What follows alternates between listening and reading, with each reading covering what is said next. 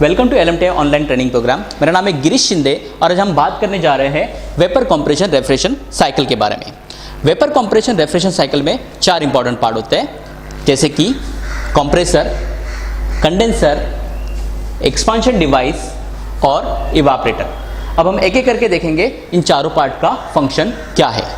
शुरुआत करते हैं कंप्रेसर से। कंप्रेसर के 2 फंक्शन होते हैं। पहला, रेफ्रिजरेंट का फ्लो क्रिएट करना, दूसरा प्रेशर डिफरेंस क्रिएट करना। अब हम देखेंगे कि कंप्रेसर एक काम कैसे करता है। एक काम करने के लिए कंप्रेसर में crankshaft, connecting rod, piston, cylinder bore, suction wall, discharge wall, wall plate और सिलेंडर हेड जैसे पार्ट होते हैं। जब एक क्रैंकशाफ्ट घूमता है तब पिस्टन ऊपर से नीचे की ओर आता है, जिसको हम बोलते हैं सक्शन स्ट्रोक, और इस सक्शन स्ट्रोक में सिलेंडर बोर में वैक्यूम क्रिएट होता है। वैक्यूम क्रिएट होने से इवापरेटर में जो low pressure, low temperature vapour refrigerant है वो सक्शन वॉल को नीचे की ओर धकेल के सिलेंडर बोर में एंटर करता है। जब पिस्टन नीचे से ऊपर की ओर जाता है तो उसे हम बोलते हैं कंप्रेशन स्ट्रोक, और इस कंप्रेशन स्ट्रोक में रेफ्रिजरेंट कंप्रेस होता है। रेफ्रिजरेंट जब कंप्रेस होता है तो उसका प्रेशर बढ़ता है और इस प्रेशर की वजह से सक्शन वॉल बंद होके डिस्चार्ज वॉल खुल जाता है और रेफ्रिजरेंट डिस्चार्ज हो जाता है, और इस तरीके से कंप्रेसर रेफ्रिजरेंट को कंप्रेस करता है। अब हम बात करेंगे कंडेंसर की। कंडेंसर के 2 फंक्शन होते हैं। पहला, रेफ्रिजरेंट की गर्मी को बाहर निकालना और दूसरा वेपर रेफ्रिजरेंट को लिक्विड रेफ्रिजरेंट में कन्वर्ट कराना। अब हम देखेंगे एक काम कंडेंसर कैसे करता है। कंप्रेसर से आने वाला high pressure, high temperature vapour refrigerant condenser में आ जाता है। कंडेंसर में रेफ्रिजरेंट का टेम्परेचर बाहर के वातावरण के टेम्परेचर से ज़्यादा होता है, जिसके कारण कंडेंसर अपनी गर्मी को बाहर निकालता है। क्योंकि जो गर्मी है या जो हीट है it always flow from high temperature to low temperature.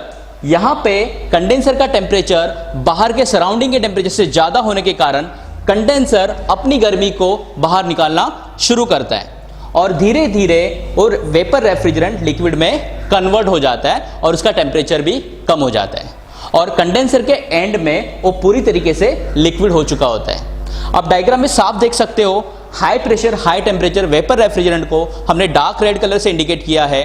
बाद में रेफ्रिजरेंट का कलर पिंक हो गया है, मतलब रेफ्रिजरेंट यहाँ पे थोड़ा ठंडा हो गया है, और लास्ट में आप देख सकते हो कि रेफ्रिजरेंट पूरी तरीके से लिक्विड में कन्वर्ट हो गया है, जिसको हमने येलो कलर से बताया हुआ है। आगे लिक्विड रेफ्रिजरेंट जाता है ड्रायर में। इस ड्रायर के 2 फंक्शन होते हैं। फर्स्ट, रेफ्रिजरेंट को फिल्टर करना और सेकेंड, रेफ्रिजरेंट में से मॉइस्चर को एब्जॉर्ब करना। ड्रायर में रेफ्रिजरेंट को फिल्टर करने के लिए फिल्टर्स लगे होते हैं। रेफ्रिजरेंट जब फिल्टर में से पास होता है तो उसमें का कचरा अलग हो जाता है। उसके बाद ये रेफ्रिजरेंट जाता है सिलिका जेल में से। सिलिका जेल की प्रॉपर्टी होती है कि वो मॉइस्चर को एब्जॉर्ब करता है, और इस तरीके से पूरी तरीके से साफ और मॉइस्चर फ्री रेफ्रिजरेंट आगे बढ़ता है एक्सपांशन डिवाइस में। एक्सपांशन डिवाइस का काम है रेफ्रिजरेंट के प्रेशर को कम करना। रेफ्रिजरेंट के प्रेशर को कम करने के लिए एक्सपांशन डिवाइस में एक छोटा सा छेद होता है।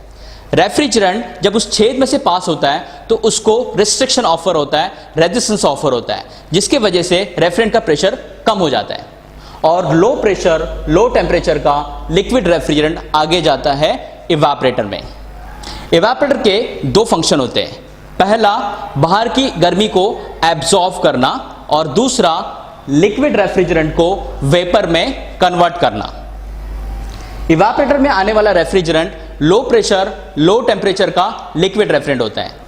यहाँ पे रेफ्रिजरेंट का टेम्परेचर सराउंडिंग टेम्परेचर से कम होने के कारण बाहर की गर्मी इवापरेटर कॉइल में चली जाती है, या फिर हम ऐसा कह सकते हैं इवापरेटर कॉइल बाहर की गर्मी को एब्जॉर्ब करता है, जिस वजह से बाहर कूलिंग इफेक्ट क्रिएट होता है। जब बाहर की गर्मी इवापरेटर का रेफ्रिजरेंट एब्जॉर्ब करता है तो रेफ्रिजरेंट उबलने लगता है और उबल के लिक्विड रेफ्रिजरेंट वेपर में कन्वर्ट हो जाता है, और ये लो प्रेशर, लो टेम्परेचर का वेपर रेफ्रिजरेंट फिर से कंप्रेसर में आ जाता है, और इस तरीके से ये जो साइकिल है ये कंटिन्यूस चलती रहती है, और इसी को हम कहते हैं वेपर कंप्रेशन रेफ्रिजरेशन साइकिल।